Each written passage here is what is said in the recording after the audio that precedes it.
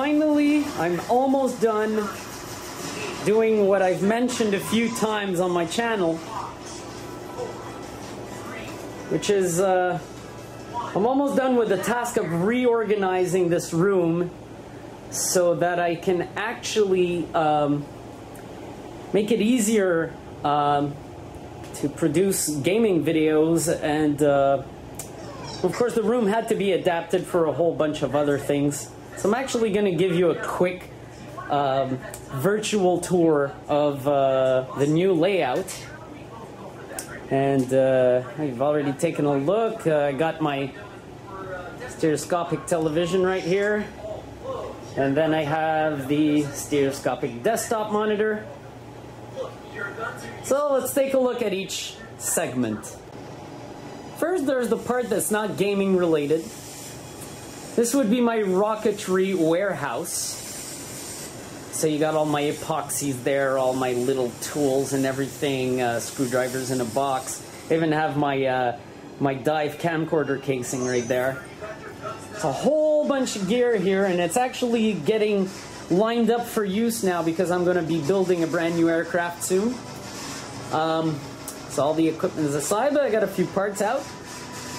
This is the end of the room that you've least seen in my videos. This is basically the workshop table. It's much larger now. It was much smaller. And the problem I've resolved with this part of the layout is that the workbench was way too small before, so I needed to enlarge it. But I also needed to free up some space in this room. There's this big station over here where I was standing a second ago. There's a station here for the driving simulations. And it had a keyboard and everything on it. I was using this chair, but this is now gone to make more room for the workbench. And I'm going to come back to this in a few minutes. I'm going to show you I actually resolved the driving simulation station. It's still there, just that right now you can't see it. I'm going to show you how that works. And side note, here's the rest of my arsenal of stereoscopic camcorders. Right now I'm down to 4. I do have another iTech i2, but I figured it'd be more interesting to just show you the one I've modified here. Here, take a look. This is the modified iTech i2 that's flown on board a rocket. This is the DXG5F9V that will be launched on a rocket in about 2 weeks. And this is the venerable Sony TD20. Great stereoscopic camcorder. In fact, it's been a lot of places, this one. It's been in the middle of nowhere at the launch range, and it's also been up to 90 feet underwater in the camcorder casing. So the only thing I could complain about right here is, obviously I can complain about this in every corner of the room, and it's lighting. I do definitely need way more light than I have. But at least for now, I have room. I have what I needed. I have to build these big wingspans, and I really needed a very flat surface that was large, and the floor wasn't doing it because my floor is not flat enough. So this is going to solve the problem. What gaming room is complete without a couch viewing area? And a freaking awesome stereoscopic television that is 47 inches. Look, you can see with the dimensions of my living room that if I got a larger screen, I would probably not gain that much from it because the limited distance I have. It looks like 47 to 50 is the sweet spot for this room, and it's been doing great for me. And as you can see, the stereoscopic illusion is great on this display. This would be a LG 47LW5000. Got it in late 2011. I absolutely love this set. If you find one used, I highly recommend it. I wouldn't trade it for anything else right now. As long as it works, I have no need for 4K yet. I'm not that picky with detail. I'm much more picky with actual depth.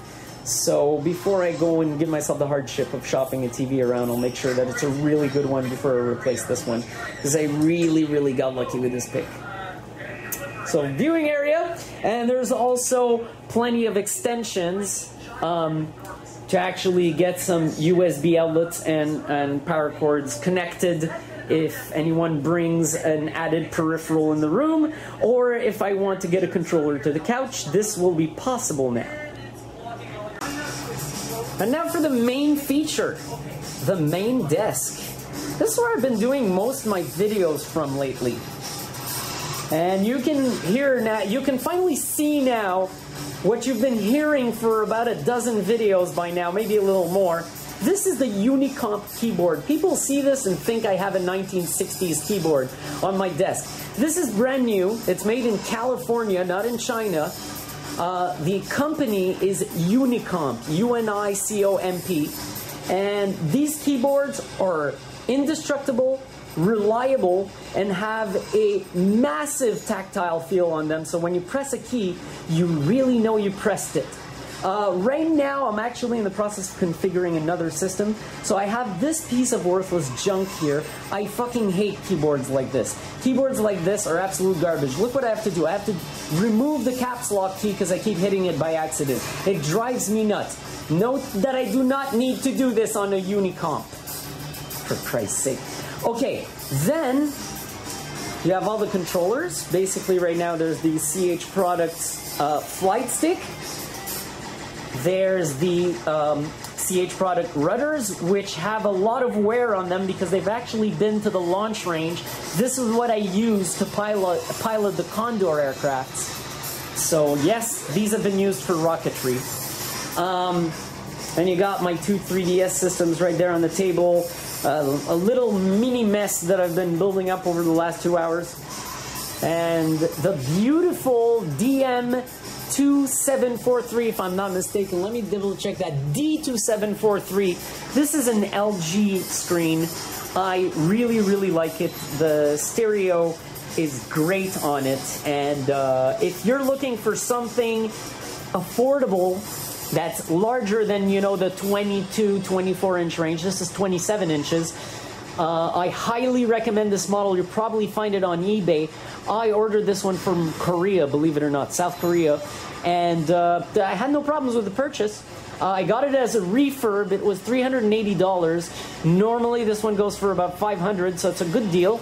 And I haven't had any problems with it, no burnt pixels or anything like that. It really performs great, just as I expect from LG, because you can see their set pretty much follows suit and just works perfectly. So, that's it. That's the desk with all the controls. You got the game controller here, which I'm going to leave here for now.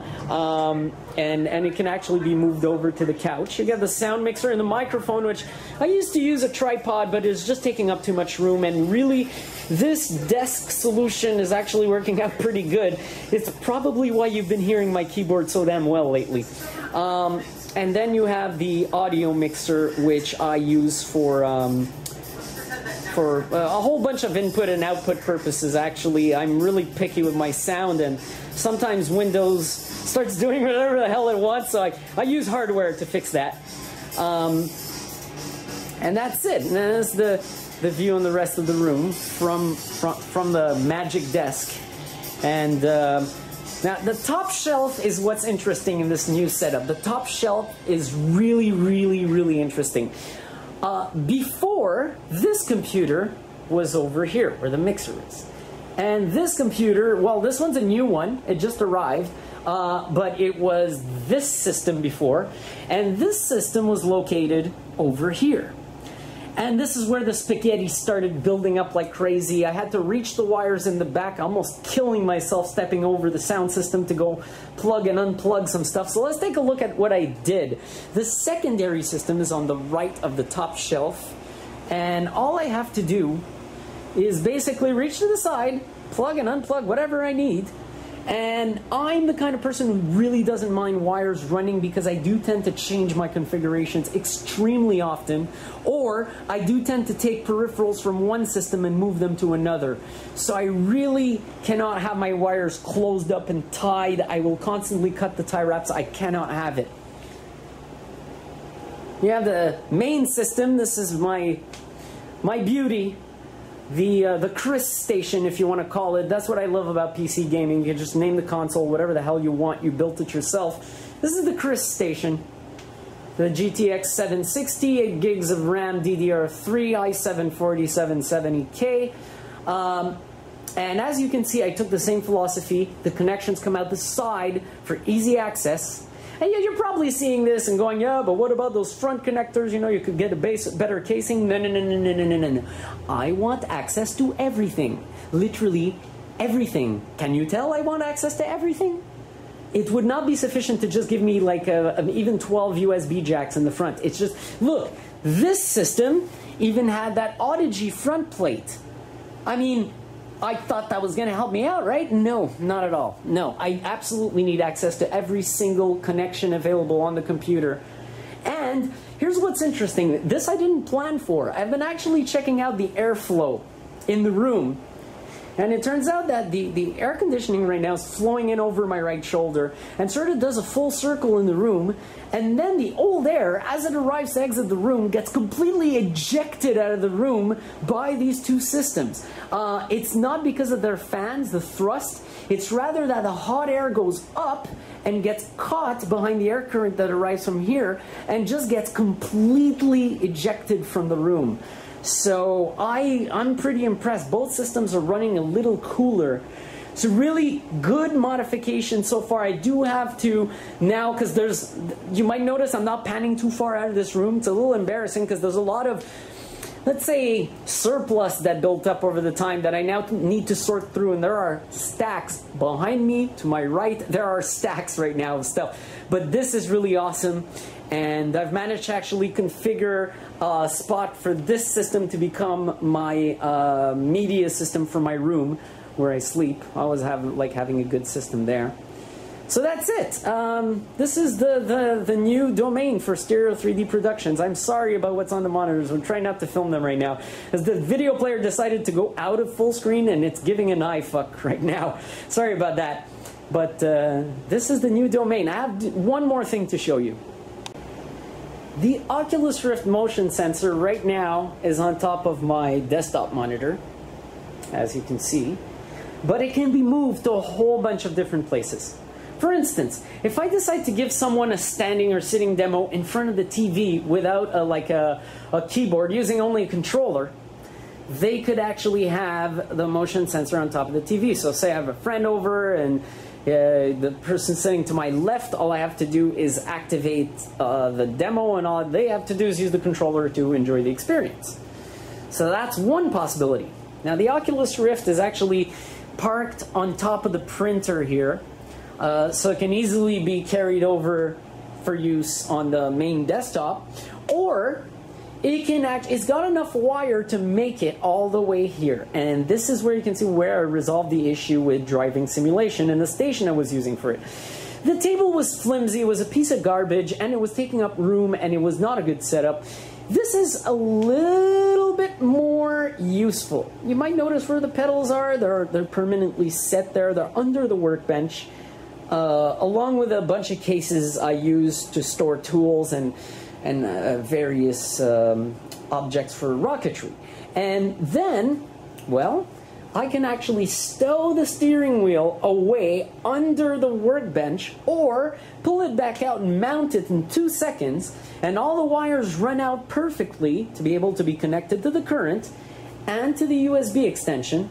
So this is really a 5-minute modification, just as long as I don't have like a 90% finished project on the table.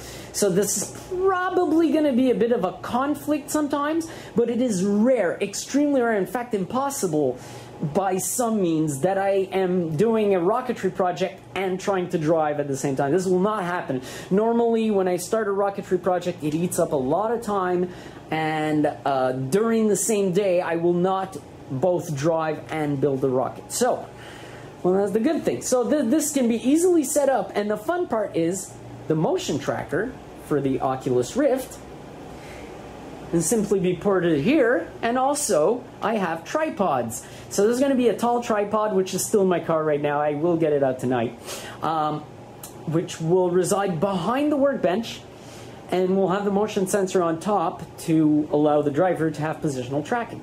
So this is really a 3-station setup. You have the driving station, the couch station, and then you have the main desktop, which contains all the power that operates this Gameporium awesomeness. You can do 3D, you can do virtual reality, And you can do couch gaming and simulations all in this one room. And there's also, by design, you might notice I haven't filmed the areas where I'm stepping on because I'm actually stepping on them. But that's camera area. There's even a buffer to actually go put my tripods kind of far and get a really wide view of the room. In fact, right now, this camera doesn't do justice to that because it's got a narrow angle. This is the JVC Averio, which I should mention because you can't see it. I mean, I'm actually using it. I got the rest of my arsenal there. The JVC Averio is really good in terms of depth, but it's really not that good in terms of its angle. So you can see right here a nice wide shot. Even for the Averio, this is getting easy. Nice wide shot of the room. So I hope you enjoy the content I'm going to produce from here. And I notice I'm up to 87 subscribers as I speak. What the hell is going on? I don't know, but I like it. Keep watching, people.